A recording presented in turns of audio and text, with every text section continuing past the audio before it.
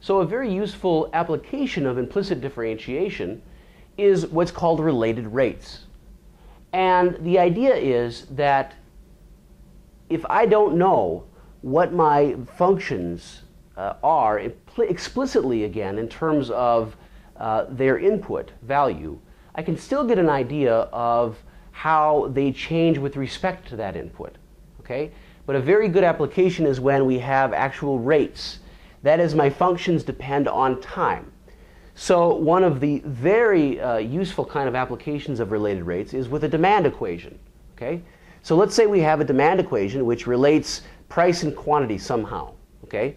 We assume that P is price and Q is quantity demanded. They have this relation, and that also we think of P and Q as functions of time. Okay? So certainly in a real kind of situation, we know demand depends on time, and so does price. Price changes with respect to time. So in a real dynamic situation, these things change with respect to time. Okay? And so what's going to happen is I want to relate the rates. Again, a rate is how something changes with respect to time. Okay? So in particular, dp dt tells you the rate at which price changes with respect to time. Okay? So this is a rate, okay, of price with time. Okay? How does price change with respect to time? It's dp dt. And dq dt is, again, how this is a rate as well. Okay? And this tells me how demand is changing or quantity is changing with respect to time. Okay? And again, the power here is that I don't have to write down explicitly how they depend on time, because maybe I don't know explicitly. But I do know that they have to depend on time somehow. And what I really want is not so much exactly the derivative, because that's not going to help me. But what I'm really looking for is, how do the rates depend on one another? That is, if price is changing, how does demand correspond to that changing price? Right? How does it adjust to that changing price? All right? And that's very useful kind of actual application with related rates. Okay? So think of these two things as depending on time. All right? So what I'm going to do is I'm going to figure out how the rates are related. Okay? So what I'm going to do, first of all, is expand this out a bit, and then I can take the derivative of this whole thing with respect to time, sort of like I did with implicit differentiation. Okay? Where I'm doing implicit differentiation here, just that I'm doing it for both functions, because both of my functions, P and Q, depend on something else, T, and I don't know explicitly how they depend on T. Okay, so let's just do it. So what I'm going to do first is expand this equation here. So I get P squared Q, okay, plus Q squared is 16. Okay? So I have this relationship. I just multiplied everything by Q. And what I'm going to do next is I'm going to take the derivative of this whole thing with respect to time, because what I'm looking for is how do each piece, how do they actually relate with respect to time, or how do they change? What I'm looking for is how each piece changes with respect to time. Okay, so let's just do it. We know, again, if I'm taking the derivative of the whole equation, I have to take the derivative of each single piece. Here I'm going to have a product rule, but otherwise it's just differentiation as usual. Okay? And I also have to think of the fact that these are actually, since they're functions of time, and there's no t here, right? But I'm doing something to this function, squaring it. So what's happening, again, sort of like when we talked about implicit differentiation, what's happening is there's really a chain rule going on here. It's a composition of functions. Okay? So what I'm going to do is I'm going to write that over here, just to sort of get our mindset for what's really happening here. Okay? So that is, again, if I think of G as that something squared, okay, whatever the input is, it's input squared. Okay? I can think of G of P as P squared. Okay, just square the input. And G of Q as Q squared. Okay, so square the input. That's it. And again, G of P is G of P of T. Okay, so it's a composition of functions. You got to go through G, then P, then T. Okay, so it's not so clear when you first look at this but if you sort of rearrange things a bit, you'll get a clearer picture of what's really happening. Okay? So again, certainly that g of q, similarly, is g of q of t. Okay? And I do this to show, again, that there's really a chain of functions here. G depends on q, which in turn depends on t. Okay? So that means that I need to have a chain of derivatives. If I want to know how this outside function, this whole thing, depends on t, I have to go through the outside bit, which is square, whatever the thing is. Then I got to go through q to get to t. Okay? So let's do that. So when I do that, I'm going to take the derivative of the first piece. So this is d dt of p squared q plus the derivative with respect to time of q squared is the derivative with respect to time of 16. Okay? The derivative with respect to time of 16 is just 0 because 16 doesn't change in time. It does not depend on time. So the derivative is 0. Okay? Over here I have a product rule, so I have to be a little bit more careful. I have to break it into a product. Okay? It's the derivative of the first times the second plus the other way around. Okay? And again, I'm keeping in mind that this is a composition of functions over here. Okay? So let me rewrite this as this is the same thing as the derivative with respect to time of p squared times q plus the other way around. This is going to be now p squared multiplied by the derivative with respect to time of q. Okay, this is the product rule. Plus, I still have this piece. This is the derivative with respect to the time of q squared is going to be equal to 0 because I know the derivative of 16 with respect to t is 0. Okay, so this is what I have. Now let me erase some things and rewrite this so that we can get some more room and continue the process here. Now I've rewritten the derivative up here. Okay, so let's keep working on this derivative. Okay, the derivative of each piece, what I have here. These two pieces are the product rule, and this piece is that other part with only q squared in it, and I have 0 over here. So if I take the derivative of p squared, I know that p squared is really g of p, right? So again, I have to go through g first, then p to get to t. Okay, so this is again using a chain rule here. This is dg dp dp dt, okay, times q, plus this again is p squared here. It's just dq dt. Again, I don't know what q is with respect to t. I don't know what q is. I just know that it depends on t. So I have to leave this alone. This is my rate, okay? So I'm leaving that alone. That's an unknown. That's dq dt, okay? Plus, again, q squared is g of q. So I have to do a chain rule. I got to go through g first, then to get to q in order to get to t. Okay? So this is going to be dg dq times dq dt. And that's still equal to 0. Okay? So now let me expand. Again, dq dt is an unknown. I don't know how q is changing with respect to t because I don't know what q is explicitly in terms of t. But I do know what g is in terms of p. It's p squared. And I also know what g is in terms of q. It's q squared. Okay, I've got it written over here. So I can go ahead and expand this out a little further and simplify. Okay, so dg dp is going to be just use the product or the power rule, that is. Use the power rule. Okay, g's input is p, so if I want to find the derivative of g with respect to its input, all I do is just take the 2 down, multiply by p, by, I still have a dp dt over here, multiplied by a q, the q didn't go anywhere, plus this is going to be p squared dq dt. I can't do anything with that term. Plus dg dq, again the 2 comes down. This is 2q, and I still have a dq dt over here. Okay, that's an unknown. Okay, the dp dt and the dq dt are unknowns in this case. Okay? And now what I need to do is get a relationship between these two rates. Okay? Again, the rates are dp dt, that's a rate, and dq dt, that's another rate. And I want a relationship between the rates. Again, a related rates. That's what I'm doing. I'm relating the rates here. Okay, so I'm going to do that. I'm going to actually put all the dp's on one side, dp dt's on one side, and the dq dt's on one side. Okay?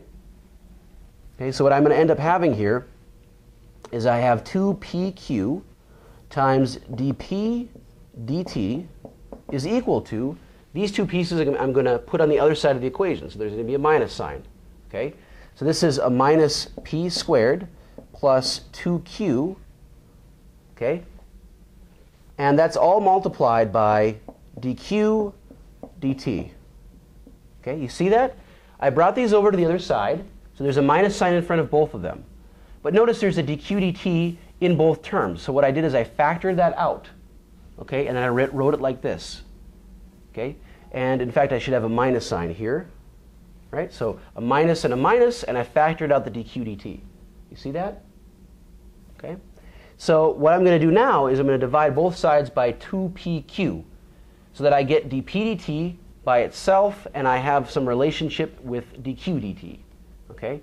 So let me write that. Okay, now I've rewritten what I had before. I divided both sides by this 2pq in order to get these rates by themselves. Okay? And what I'm going to do up here is I'm going to pull out this extra negative sign to make things look a little nicer. When I do that, I end up getting a minus p squared plus 2q on top over 2pq times dq dt. Okay, so what's going on here is these are rates.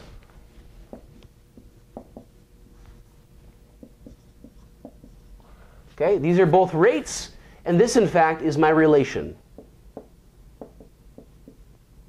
Okay, so the rate of how p changes with respect to time, or price changes with respect to time, is related to how demand changes with respect to time by this relation. Okay, this is the relation that relates the rates. Okay, this is why it's called related rates. Okay, and it's just an application of implicit differentiation. Again, the power here is that I really don't need to know what p is in terms of t. Maybe I don't really know at all. And I don't know what q is in terms of t. But I can still get an idea of how one affects the other. Okay, they both depend on time. I know that at least. And I can get an idea of how they may affect one another. So how do changes in price affect changes in quantity or in changes in demand? Okay, this is a very useful kind of application type of problem. Okay, so again, this is my related rate. And for example, if I wanted to get an actual number out of this, okay, just as an application, I might ask the question, so what is the change in demand? Okay, what is the change in demand equal to when price is, let's say, 2? Okay, so let's say the price is $2 maybe, and the quantity demanded that you're actually going to demand it at some demand level is equal to 3. So maybe the demand level is 3, the price is 2. How is the demand changing at that one instant in time? And I have to also tell you what is the change in price with respect to time. So maybe prices are dropping at a rate of $2 per day, maybe. So if prices are dropping at a rate of $2 per day, so it's negative, I know that when price is at $2 and quantity demanded, the level of demand is at 3, then the question is, how is demand changing with respect to time? Even though I don't know what P and Q are in terms of T exactly, I can still get how they, again, relate to one another. Okay, how the change in price is affected, okay, or how it affects demand. And so to answer this question, I'm going to actually divide both sides by this quantity so I can get dq dt by itself. So just solving for dq dt, and you should try this yourself, that dq dt is going to be equal to, this is going to be a minus 2pq over p squared plus 2q times dp dt. Okay? And all I need to do is plug in my numbers here. Okay? So when price is changing at a -2, so it's decreasing at a rate of $2 per day maybe, then I know that dq dt, or demand, is changing at a rate of, well, let's find out. It's going to be a -2 times my price is 2, my quantity is 3. So again, my price is 2, so that's 4 down below. It's 2 times 3, which is 6. Okay? And dp dt is at a -2. Okay, so multiplying this out, we can get actually what the rate is, or how quantity is changing with respect to time. Okay, what is the rate? Okay, and I actually computed this, and what you get in the end, you should check, I got a positive 12 over 5. Okay, so what that means is that when price is dropping at a rate of, let's say, $2 per day, but it's decreasing, right? I know that when price is decreasing, demand increases. So I should have a positive slope, right? So the rate of change of demand should be positive, and indeed it is positive. And what I know here is, in fact, it's 12 over 5. So I know demand is increasing at a rate of 12 over 5, okay, in goods or quantity, when price is decreasing at $2 per day, or decreasing at 2 per day, 2 units per day, and exactly at the instant of time when P is 2 and Q is 3.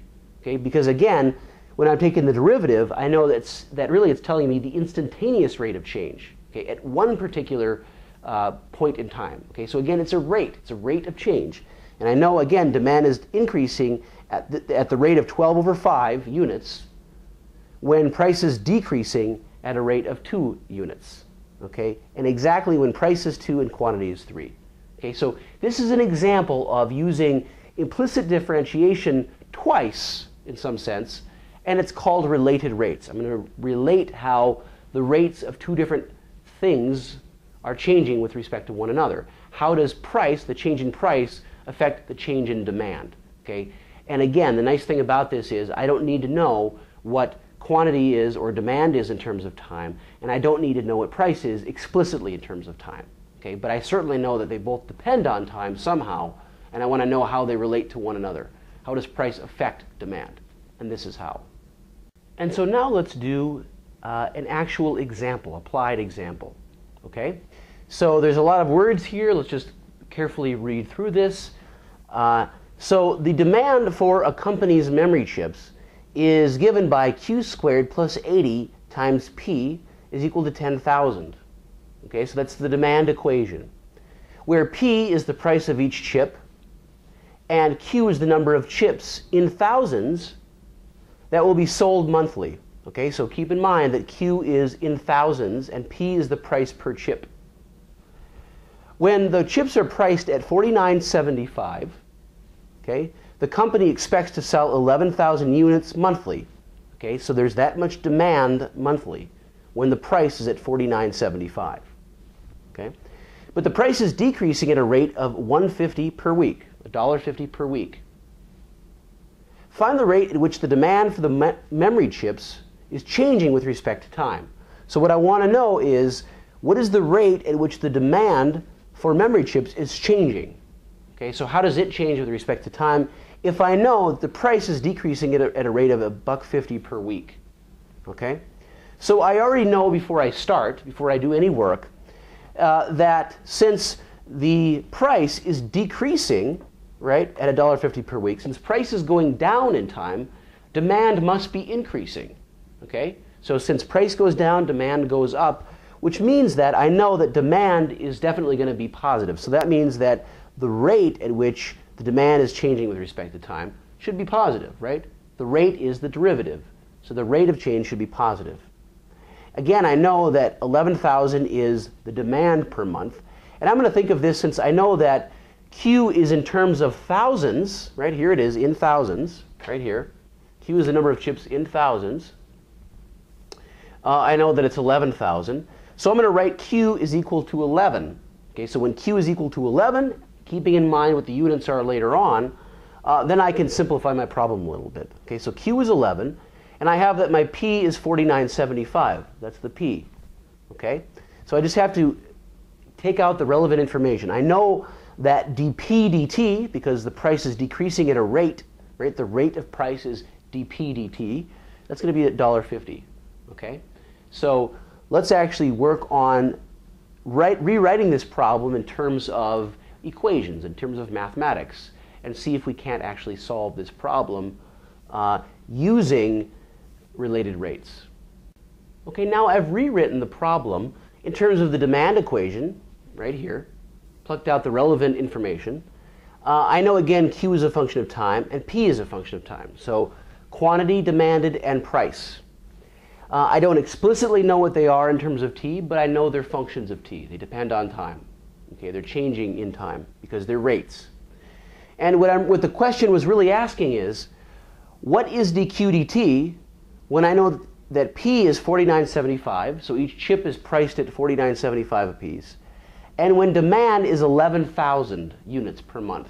Okay, so when P is $49.75 and Q is 11 units, 11,000 units.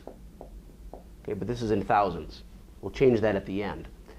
And when that price is changing it's decreasing at a rate of $1.50 per week.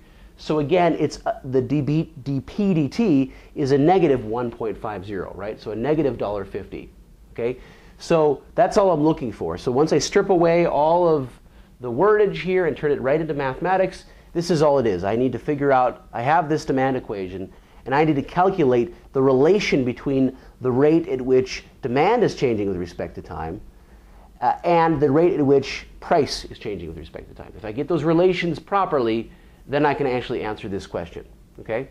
So to do that, what I'm going to do is I'm going to take the derivative of this whole equation with respect to time. Okay? Because I want to know how things are changing with respect to time, everything.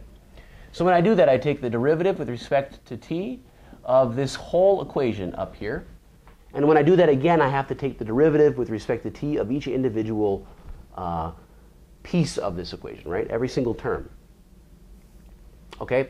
So what I'm going to do is, you can certainly multiply this out first, or you can actually think of this as a product rule, right? This is a product of two things, and this is just a constant, so the derivative of this with respect to time is going to be 0. Okay? So when I do this, I have to take the product. The derivative of a product. So the derivative of the first chunk is just q squared plus 80 times the second. So this is going to be p times d dt of q squared plus 80 plus the other way around. Q squared plus 80 times the derivative of p with respect to t. So this is going to be q squared plus 80 times dp. dt should equal 0. Okay? So I use the product rule on this product of things. Here's one chunk, here's another chunk, and the 10,000, which is going to be 0. That's not changing with respect to time. Okay? And now what I can do is just take the derivative of this part and expand a little bit. So when I do that, I'm going to get p times 2q dq dt, okay,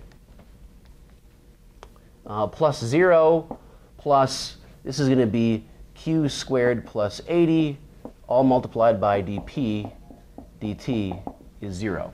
Okay? So what I did here is, again, I have this, really this is a chain rule going on here, right? I didn't explicitly write it down, but again, what's going on is the q is the inside bit, the outside is I'm going to square it. So what I do is I have to take the derivative of the outside, where q is my unknown. The 2 comes down, I leave the q alone. And then I take the derivative of the inside, because I know q depends on time, right? There's no t here, but in order to get to t, I have to go through the outside part, and then I have to go inside, knowing that q is a function of time. Okay? So I skipped a step here, but really what's going on here is it's a composition of functions. All right? So when I do that, I now have this expression, okay? 2q dq dt. The derivative of t with respect to 80 is 0. And this chunk stays alone because this is just multiplying this dp dt. Okay? So now I need to rewrite this so I can get relations by themselves. In particular, I'm looking for this unknown, dq dt. So I need to solve for dq dt. Okay? So doing that, I'm going to take all this stuff on one side of the equation and isolate the dq dt on one piece of the equation. Okay? So when I do that, I now have 2pq over here. This is dq dt. Is equal to, this is a minus quantity, q squared plus 80, okay, dp dt. Okay, I just took this and I subtracted it by both sides. Okay, and now what I'm going to do is divide both sides by 2pq, and I'm going to have dq dt by itself, which is what I was looking to solve for in the first place. Okay, so when I do that, I actually get that, again, dq dt is going to be equal to all of this stuff over 2pq. Okay, so I just erased a little bit to simplify, but you should check. I just divided both sides by 2pq to get this. So now I know that dq dt is equal to a minus quantity q squared plus 80 over 2pq, all multiplied by dp dt. Okay? So I know these are how the relations relate to one another. Here's my relation, right? Or here's how they rate, or the relation, right? Here are the rates, and here's my relation. Okay? So now all I need to do is to put in these values to find out what this is at this particular instant. Okay? And so I'm going to do that. Okay, so I've rewritten, cleared this up a bit. dq dt is related to dp dt by this relation. Again, I need to plug these values in to calculate what I was looking for, my unknown, which is how is demand changing with respect to time at this particular instant, knowing that price is decreasing at $1.50 per week, and when each chip is priced at $49.75, and the company expects to sell 11 units. There's a demand of 11,000 units. Okay, so let me write this out. So what happens here is I just put in my values. I get a minus. Q is equal to 11. So this is 11 squared plus 80 over 2 times 11 multiplied by P, which is going to be 49.75. dp dt, which is minus 1.50, right? So minus $1.50. And again, when I expand this a little further, I get 11 squared is 121. Okay, so this is a minus 121 plus 80 over 2 times 11 times 49.75 times a minus 1.50. Okay, so I multiply this out to find out what dq dt is. So after I've computed the actual value, I get that it's exactly 301.5 over 1094.5. Again, you should check this with these numbers. And that gives me an approximation of about 0.275. That's how the demand is changing with respect to time. Okay? And remember that Q was in thousands of units. So what I'm going to do is I'm going to rewrite this in terms of the actual thousands of units. And again, what I'm going to do is multiply this by 1,000. So when I multiply this by 1,000, actually this is going to become that the demand, that is dq dt, is changing at about 275 chips per month. Okay? So that means that after I've done all of this, even though I don't know what Q is in terms of T, and I don't know what P is in terms of T directly or explicitly, I can still use related rates, implicit differentiation, to figure out how they relate to one another, how one is changing with respect to the other quantity.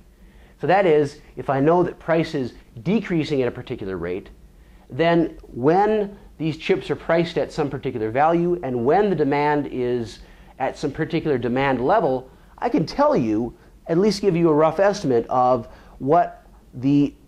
how the demand is changing at that one instant in time. Okay? And I know the demand is definitely increasing at a rate of about 275 computer chips per month. And again, this makes sense because since price was decreasing, I know that demand must increase. Okay? So I know it's positive, and in fact, this is the actual value I get. The demand is increasing, again, at a rate of 275 chips per month when the demand level is at 11,000 units and the price is priced at $49.75 per chip. And I also know that the price is falling at a rate of $1.50 per week. Now let's talk about how related rates can be used to determine the behavior of the revenue function. Okay, so this is just one step further.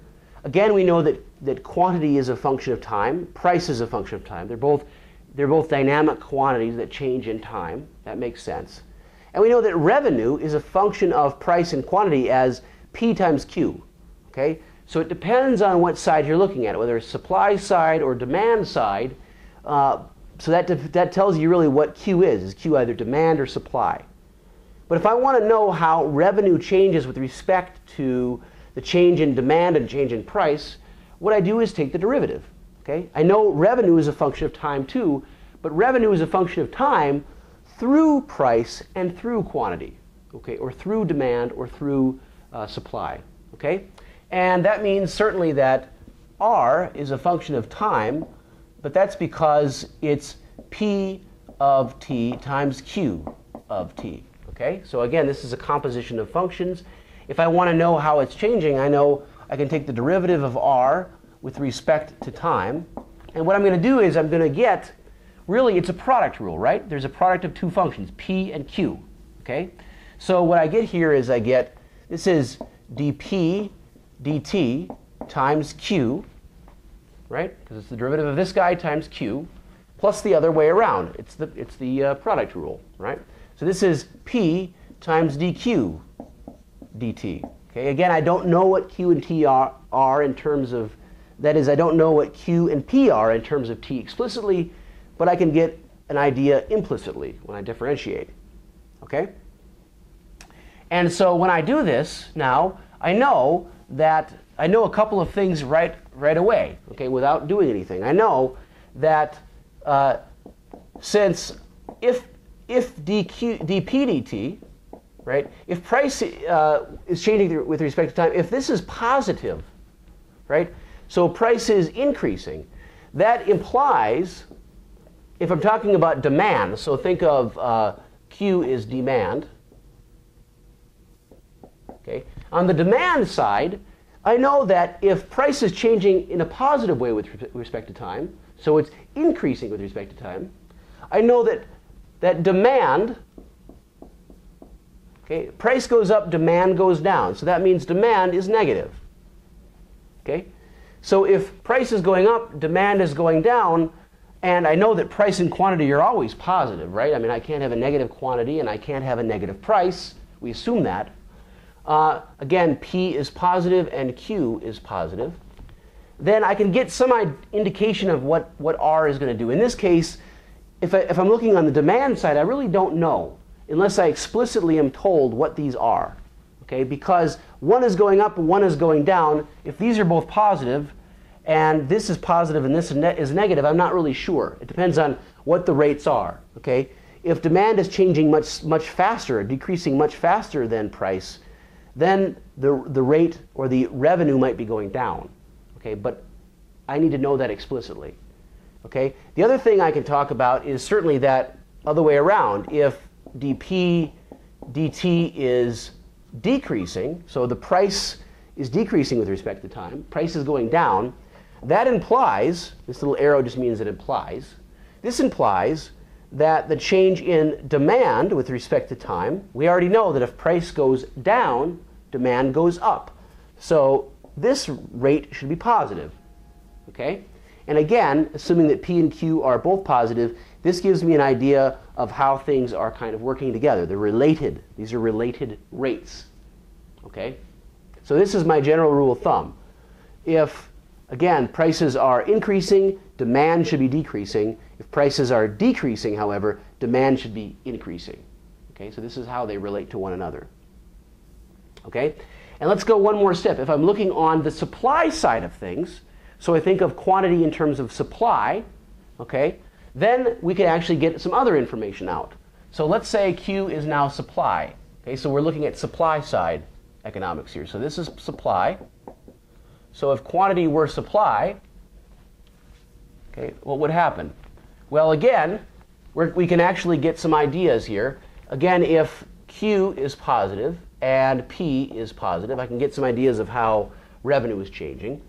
I know that if we're talking about supply, then we have a different kind of relation. If dP dt is positive, so the price is increasing with respect to time, that implies that the change in supply or quantity from the supply side is going to be positive. So they're doing the same thing, right? If price goes up, if I can charge more per item, that means I'm going to supply more more items, right? It just makes sense. So this is true, and the other way around, that if the price is changing with respect to time, if this is negative, so price is decreasing, that means supply is going to also be decreasing, right? dq dt would be decreasing, because again, if the price per item that I can charge, right, is decreasing, then I'm not going to make as many items, right? So I'm not going to supply as many things if I can charge less per item if the price is dropping. So on the supply side, the rate of price and quantity is going to be the same sign, right? Not different signs. This actually could be useful to find out what's happening in terms of revenue. That is, that if I know that dp dt is positive and dq dt has to be positive also, if I'm looking as Q, Q in terms of supply side, and again P and Q are both positive, then in fact if dp dt is positive, I know that revenue is positive, right? The revenue is increasing. Okay, so again, using this notion, okay, that using this same idea that if dp dt were positive, okay, on the supply side, if the price is positive, that means the change in supply is going to be positive, right? Supply is going to increase, which implies that since P and Q are both positive, positive quantity, this is increasing and this is increasing, that means that this has to be increasing, right?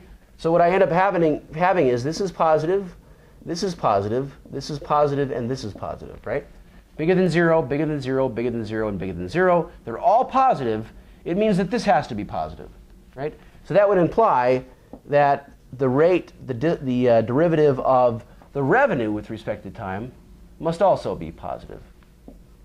Okay, so revenue is increasing.